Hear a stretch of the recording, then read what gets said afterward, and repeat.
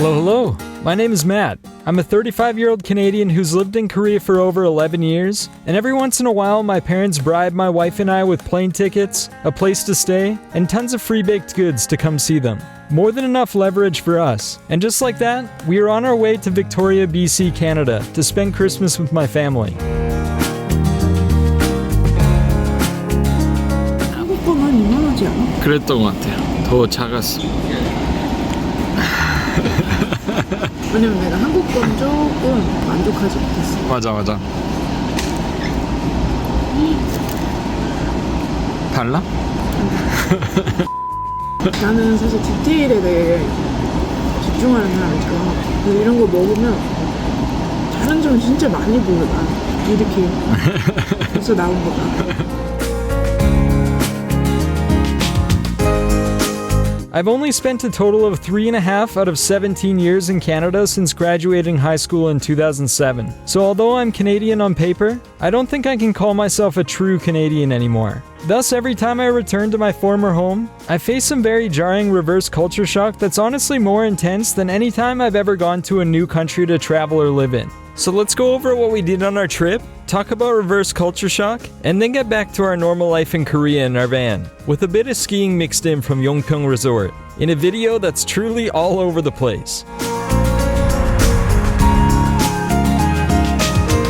Christmas in Canada is something that I cannot experience to the same degree while living in Korea, especially as a married couple without kids.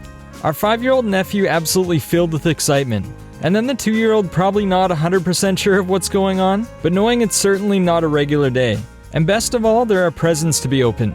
And as stereotypical Canadians do, we spent time at the ice rink, with every adult trying their best to pretend they know how to skate and teach the kids at the same time. And then suddenly Christmas was over.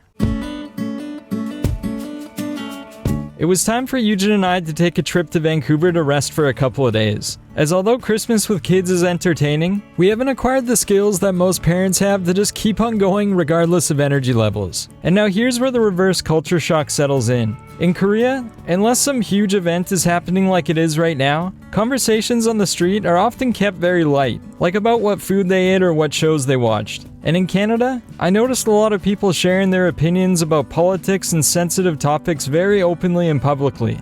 I'm not saying this is a bad thing, but when living in a country where this isn't as common, it sticks out a lot. And suddenly I'm also starting to think a lot about politics and sensitive issues without even realizing it. Then when it comes to restaurants, in Korea, it's not super hard to find an affordable meal. And the service is usually top-notch, with the staff being fast and professional without any extra motivation from a potential tip, as there's no tipping culture here. And in Canada, wow, it's expensive to eat out. And every time the staff comes around asking how things are, I find myself thinking it's all a show just to get the best tip they can, which I understand they have to do as it's part of their job, but in my opinion it feels less genuine and the overall experience is less comfortable as a result. However, the food in Vancouver was amazing, and there are unlimited options for international food, as well as places like IHOP to fulfill your greedy desires. We finished our brief trip to Vancouver and came back to depart right away for a trip up to Courtenay with the family, and stayed at a massive Airbnb to spend time together and ski a bit at Mount Washington Ski Resort,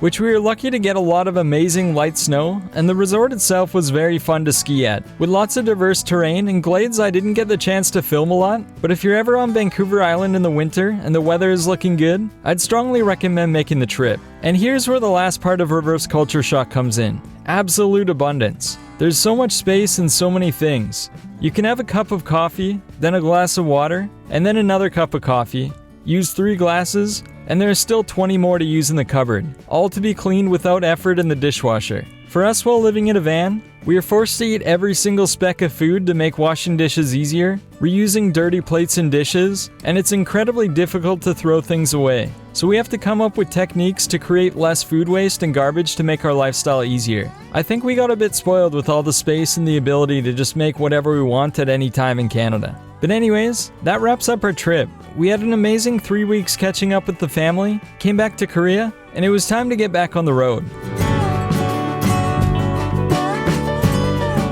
우리 어디로 가? 횡계 아니면 강릉?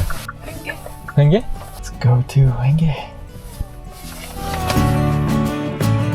Hwanghae is a small town about 2 hours east of Seoul in the mountainous region of Gangwon-do, and it's located right beside the ski resorts of Yongpyong and Alpentia. We found a nice parking lot to park at with a bathroom, but there was just one problem. 아니 근데 안 쓴 흔적이 이거 안 될 거야. It seems like some public bathrooms shut down for the winter and fears that the pipes will burst from freezing. 화장실을 겨울에는 잘 안 하시나 그런가 봐. 하긴 누가 다니지도 않고. We couldn't find any other good places in Hwanghae to park at, so we were left with no options except to head straight for Yongpyong Resort and hope we could park close enough to a bathroom in the lodge. The last time we went skiing at Yongpyong, it was during the pandemic, so things were on the quieter side. But now in 2025, it was super lively, with the facilities popping off, including its own brewery, a spa, tons of restaurants of all price ranges to eat at, and best of all, the bowling alley in the Tower Plaza, complete with an arcade and pool tables. I'm not sure if this is new, but there's also a Muslim prayer room, which you don't always see in Korea, and definitely a nice detail. We ended the day with some chimek, or chicken and beer, and it was time to spend our first night in the van in over a month. At least that was the plan.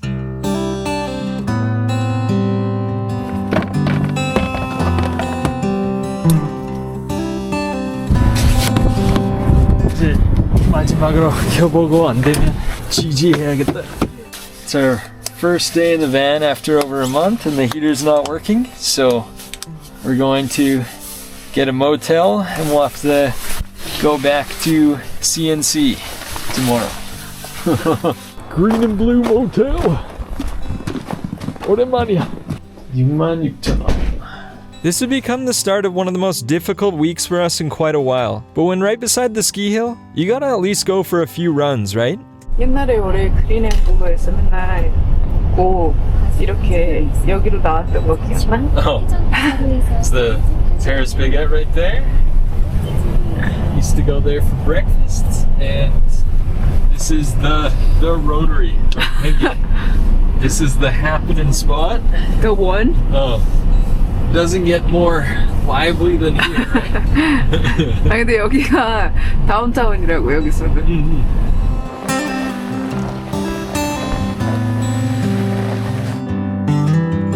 This year we bought the X5 Season Ski Pass, which gets you unlimited skiing at 5 mountains in Korea for about 400,000 won.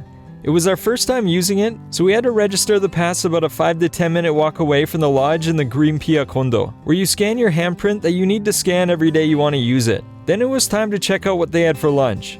Eugene got a donkas and I got a lamb kebab. Both of them pretty decent quality, and it fueled us enough to start our first day of the season skiing in Korea.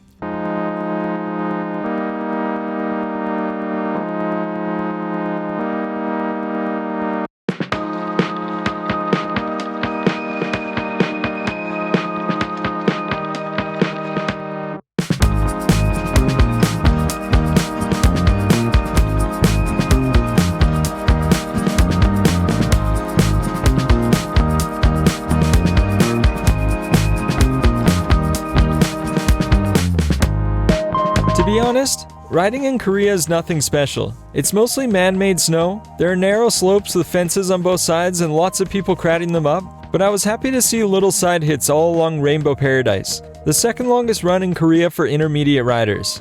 어땠어, 벤? 진짜 아이스링크인 줄 알았어. 눈에 따라서 타는 게 좀 다르구나를 처음 느꼈어. 진짜 많이 달라고요? 전혀 몰랐는데 이번에 타는데 똑같이 탔는데 조절이 안 되는 거야. 그렇지. 그래서 좀 신기했어. 나도 조절이 안 돼, 이럴 때. 그냥 막 미끄러워서 그냥 가는 거야. Although the snow was icy, I still think Korea is a good place to learn how to ski or snowboard, and you can get lessons at a lot of the resorts in English, Chinese, and possibly some other languages.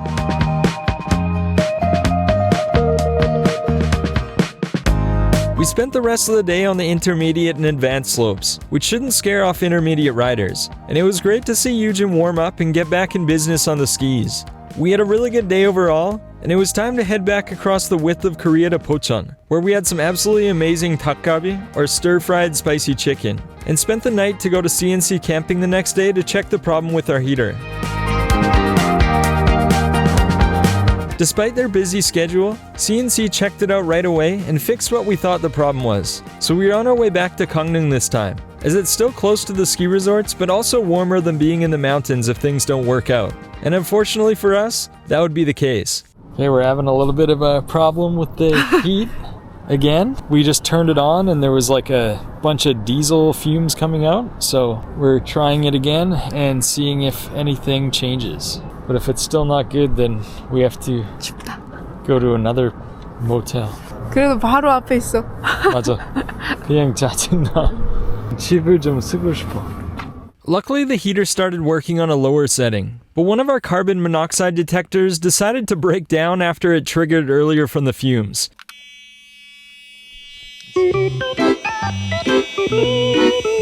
We still had one up front that was working, so we decided to push our luck and try going to sleep.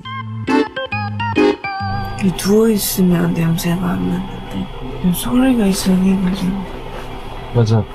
그래서 일어나니까 냄새가 나. 뭔가 이상해 아직도. 2시 반이야. 4-5시간만 버티면 돼. 야 냄새 많이 난다. I don't know how, but in -5-degree weather, we managed to survive the night without heat and our winter jackets under the blankets. 창문 봐봐, 완전 얼었어. 스마트워치도 충전이 안 되는 거야.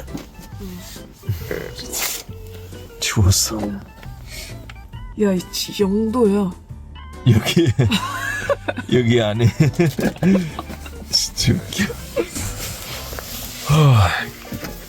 그래도 유출.